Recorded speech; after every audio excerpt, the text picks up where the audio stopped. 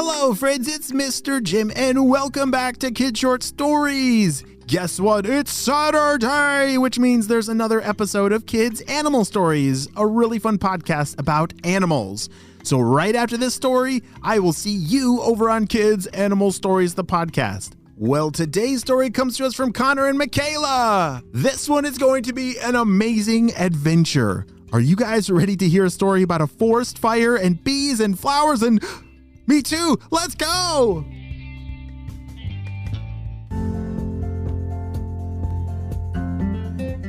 Connor and Michaela were playing upstairs in their playroom.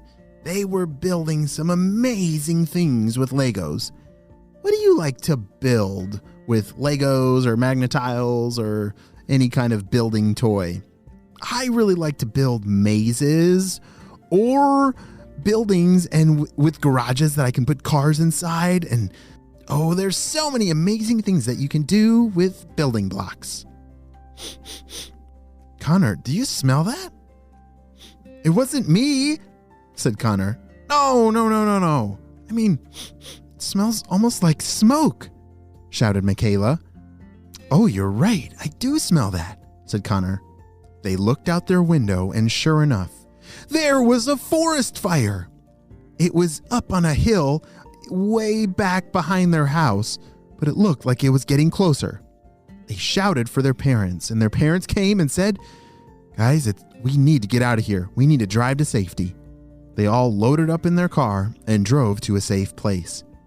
Thankfully, all the firefighters in the area were able to put out the fire before it damaged any of the homes. It was only a few hours that they were gone, but it felt like forever to Connor and Michaela. They were really nervous about their home and their stuff and their backyard and all the trees and creatures, and they needed to get back home as soon as possible. When it was safe to return back home, Connor and Michaela and their parents drove back home. They were so thankful that nothing had been damaged. But unfortunately, the entire forest in their backyard was now destroyed. It had been burned down to the ground. Michaela, look at this. It's all just destroyed, said Connor, as they were walking around in their backyard and crunching their feet through the burnt sticks and leaves. It was a really big mess. This is terrible, said Michaela.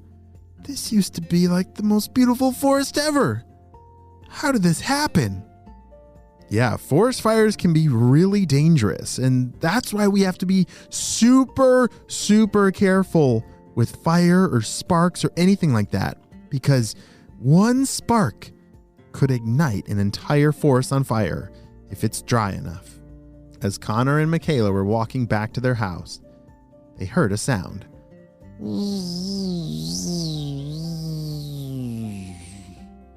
What was that? Said Connor.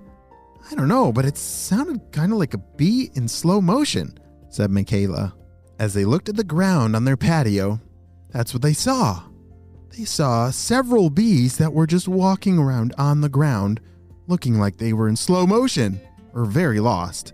I'm not sure which. Michaela, they look like they're hurt or something. Wait, I have a bee talker. I'll be right back. Michaela ran inside to go get her bee talker. This was a device that it could help you understand what a bee was saying, and then you could talk back to a bee. Holy smokes, that is cool. I've never seen one of those before. I wish I had one. Michaela hurried back as soon as she could. She knelt to the ground and held up the device and said, Hello, Mr. Bees. I'm not sure if you can understand what I'm saying, but do you need help? The bees stopped and looked very confused. They looked right up at Michaela and said, Sweet honey nectar, I've never been able to see a person talk before. You must be so smart, said one of the bees. Michaela was so happy that it was actually working. She said, Ha!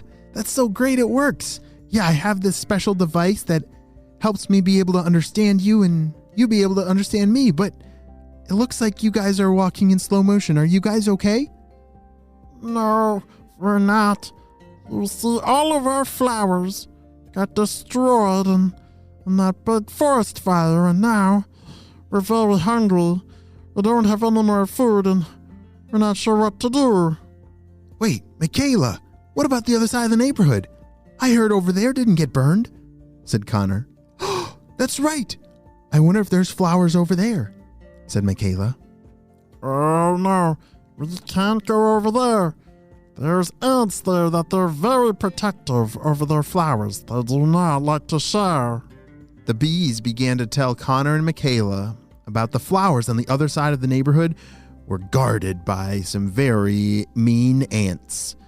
These ants, I guess, were very protective over their flowers and did not like to share with any other creatures, and they would bite as soon as anyone got close enough.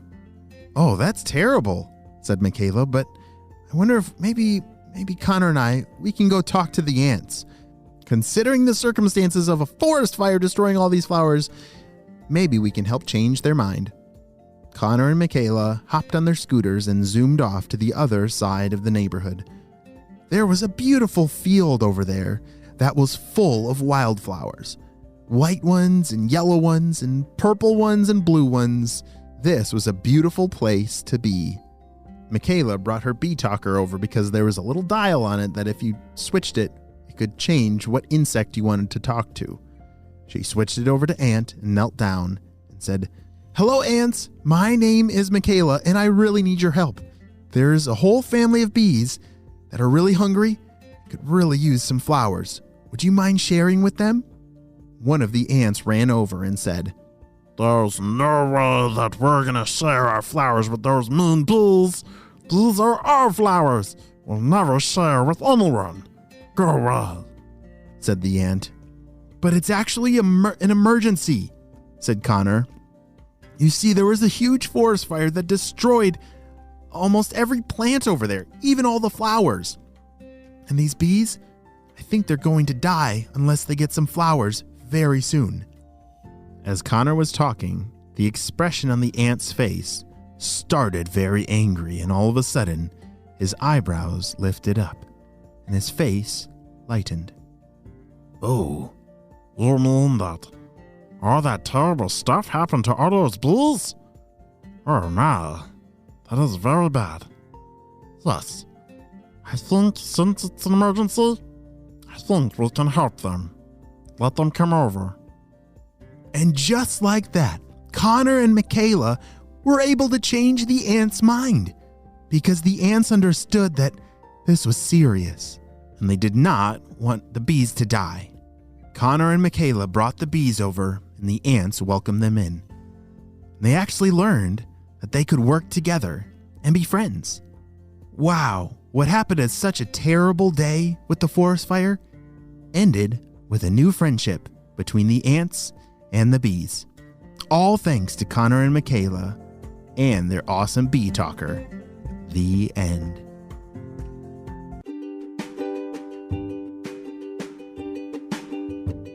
Great job, you listened all the way to the end, and you know what time it is. It's time for Kid Shoutouts. I want to say hey to Zoe from Washington, the Teal Room from L&L Academy, Lakeview East, Alex from Vancouver, Lena and Liv from Roseville, California, Brooks from Montana, Osha and Cedar from Tennessee. I'm so glad that you're all in the Kid Short Stories family and on our spy team. We could not stop Dr. Stinky Breath and his crew without you, my friends. Well, you have a super duper day, and I will see you on our next adventure.